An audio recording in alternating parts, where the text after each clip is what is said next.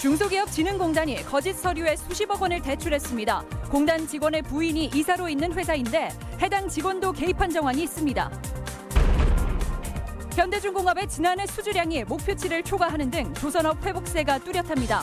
하지만 고사 직전의 전북 조선업계는 여전히 찬바람입니다. 조세 모라이스 전북현대 신임 감독이 취임했습니다. 최강희 감독에 이어 전북을 명문팀으로 키워나가겠다고 포부를 밝혔습니다. 여러분 안녕하십니까? 전주 MBC 뉴스데스크입니다. 중소기업진흥공단에서 수십억 대출을 받은 돈의 한 업체가 도산 위기에 있습니다. 그런데 속내를 알수록 의문투성입니다. 중소기업진흥공단에 대출을 받을 때 제출한 서류 태반이 거짓 내용이었습니다. 게다가 이 업체의 두 번째 주주는 공단 직원의 부인이었습니다. 이상한 대출 서류와 대출 과정, 그리고 이후 도산 위기에 이르기까지를 추적해봅니다. 단독 보도 박연선 기자입니다. 지난 2016년 설립된 장수의 김치공장. 중소기업진흥공단의 저리자금인 정책자금융자 26억 원을 받았습니다. 대출평가 당시 제출된 서류입니다. 대표이사 A씨의 이력에는 식품업체 이사를 지낸 것으로 돼 있습니다. 하지만 A씨는 당시까지 자동차 정비업을 했을 뿐 식품업체 근처에도 가본 적이 없습니다. 저는 자동차 정비업에만 근무하고 있었습니다. 85년부터 시작해서 지금까지 계속. 나머지 임원들도 가짜 경력을 적어냈습니다. 대출평가 주요 항목인 경영평가, 사업성, 기술성 등 대부분이 허위로 작성되거나 부풀려진 겁니다. 김치의 핵심 재료인 항암배추 공급 계약, 국내외 업체와의 납품 계약 모두 허위. 배점이 높은 수출 항목의 점수를 높이기 위해서는 시도한 적도 없는 할랄 수출 계약 내용을 포함시켰습니다. 책임을 져야 할 대표이사는 자신은 모르는 일이라고 주장합니다. 저한테 암기를 하라고 해가지고 저한테 건네줬을 때 허위로 만드는 것을 저는 그때 알았습니다. 하나의 바지 사장에 불과하고. 그렇다면 누가 이 같은 일을 주도했고 그 과정에서 중소기업진흥공단은 무엇을 한 것일까? 이 업체의 주주 명부입니다. 24% 지분율로 대표에 이어 2대 주주에 올라 있는 B씨는 대출이 실행될 당시 중진공 직원의 부인입니다. 주주인 B씨뿐 아니라 남편이자 중소기업진흥공단의 직원인 C씨 역시 이 업체에 깊숙이 개입한 정황이 곳곳에 있습니다. 이 업체 이사들의 대화에서 C씨는 대표이사의 진퇴를 좌우할 정도로 운영에 깊이 관여했던 내용이 언급됩니다. 작년 11월 달에 부장이 중진공에 여기 있을 때 나한테 그랬어. 자, 대표이사가 빨리 그 사업체 정리하고 여기에 매진을 해라. 대출 자금을 볼모로 회사를 쥐락펴락한 정황도 있습니다. 자, 자네도 할 얘기 다 해. 그러면 예를 들어 부장 있겠냐? 자금 회수하세요 해. 자기가 이 회사에 이사해 자기 빠져 바로. 하지만 중진공 직원 C씨는 명의만 빌려줬을 뿐이라며 사건 개입 여부는 부인합니다. 친하고 잘 아는데 그냥 뭐 어차피 이사를 등재하는 거니까 대표도 아니고 저는 대출에 전혀 관여하지도 않았는데. 중진공은 뒤늦게 해당 사건을 접수하고 감사에 들어갔지만 해당 직원의 해명만 들은 채 아무런 진전도 이루지 못하고 있습니다. MBC 뉴스 박연선입니다. 1년 6개월 전이죠. 현대중공업 최길선 사장이 문재인 대통령에게 약속했던 군산조선소 재가동 시점이 바로 올해입니다. 현대중공업은 엄청난 수주량을 기반으로 올해 세계 인류 기업 도약을 선언했지만 고사 직전의 전북 조선업계의 고통은 아랑곳하지 않고 있습니다. 강동엽 기자입니다. 새해를 맞는 현대중공업의 분위기는 예년과 달라졌습니다. 지난해 수주량이 137억 달러로 당초 목표액보다 5억 달러나 초과했기 때문입니다. 대형 조선 3사 가운데 목표를 달성한 곳은 현대중공업이 유일해 올해 수주 목표액도 159억 달러까지 높여 잡았습니다. 현대중공업의 근거지인 울산을 비롯해 조선업 밀집 지역인 경남과 부산의 올해 경제 성장률은 1.7%, 지난 2014년 수준에 근접할 것이란 전망까지 나오고 있습니다. 부진했던 부산, 울산, 경남의 최대 주력 산업인 조선업이 6년 만에 생산이 증가세로 돌아설 것으로 예상됨에 따라서. 반면 전라북도에는 그저 먼 나라의 이야기일 뿐입니다. 군산조선소 협력업체들이 모인 군산 산단에는 새해가 됐지만 활기는 찾아볼 수 없습니다. 그나마 규모가 있는 1차 협력업체들마저 경영난을 이기지 못하고 하나둘 법정 관리나 부도 처리되고 있는 현실인데요. 군산 지역의 조선업은 온전한 회복이 어려울 정도로 심각하게 무너져 내렸습니다. 군산 조선업계를 살리기 위한 선박이나 블록 배정 소식도 없습니다. 작년에 수주한 거나 올해 수주한 걸 가지고는 군산하고는 어렵다고 봐야 될 것 같습니다. 협력업체의 속은 타들어갈 수밖에 없습니다.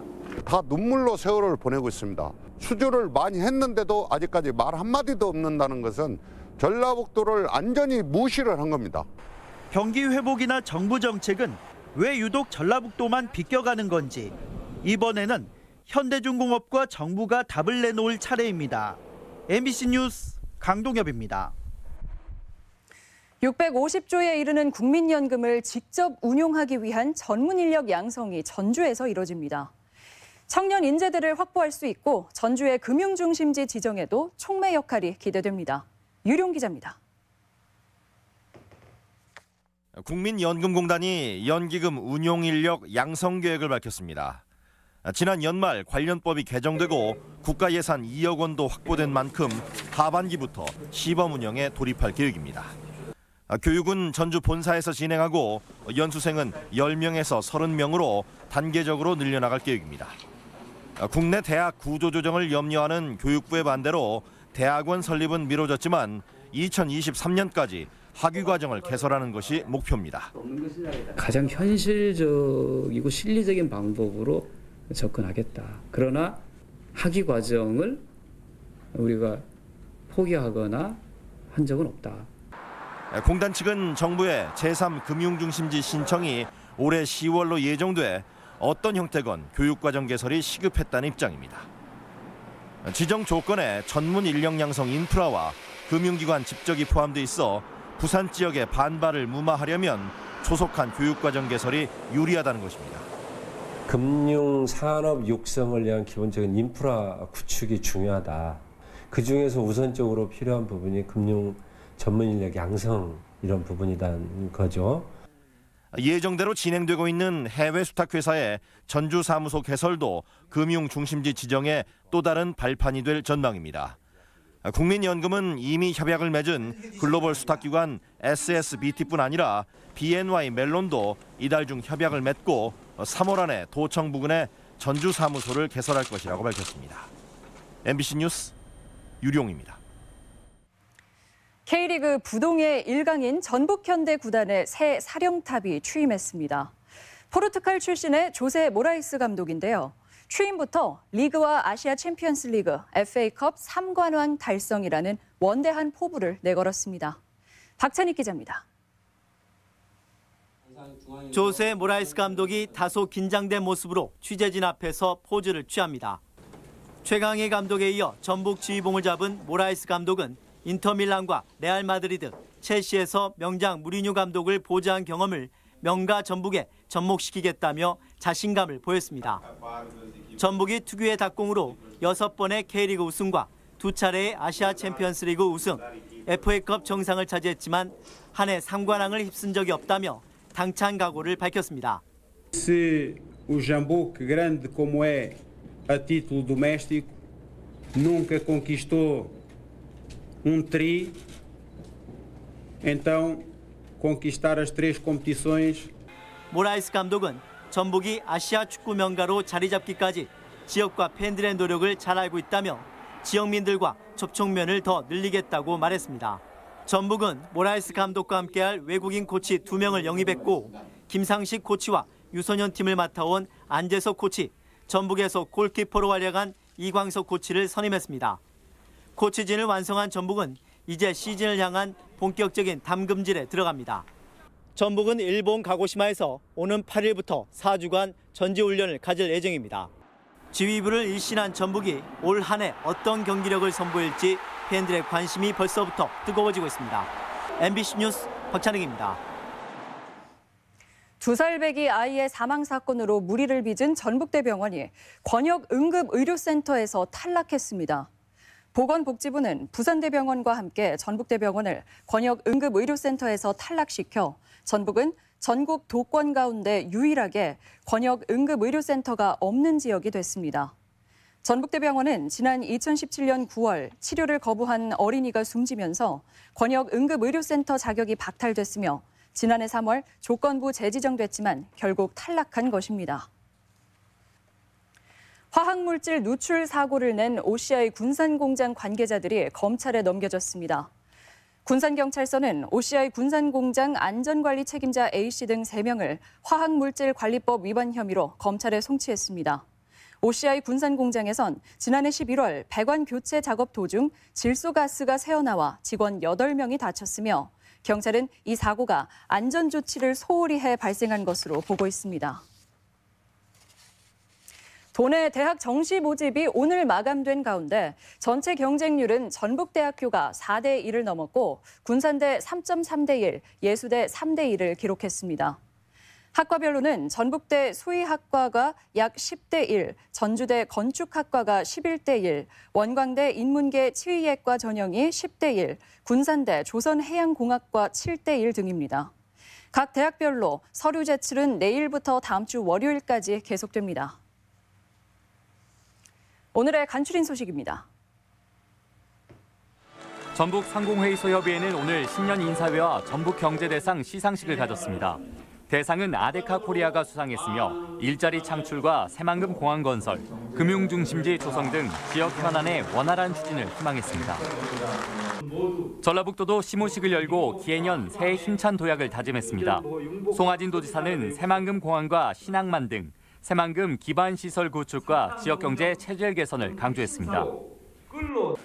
전북은행 장학문화재단은 오늘 학교 생활을 하는 저소득층 아동에게 필요한 문구용품이 담긴 희망키트 250상자를 도내 29개 사회복지기관에 전달했습니다. 한국소리문화전당 서현석 신임 대표가 오늘 취임식을 갖고 공식 업무에 들어갔습니다.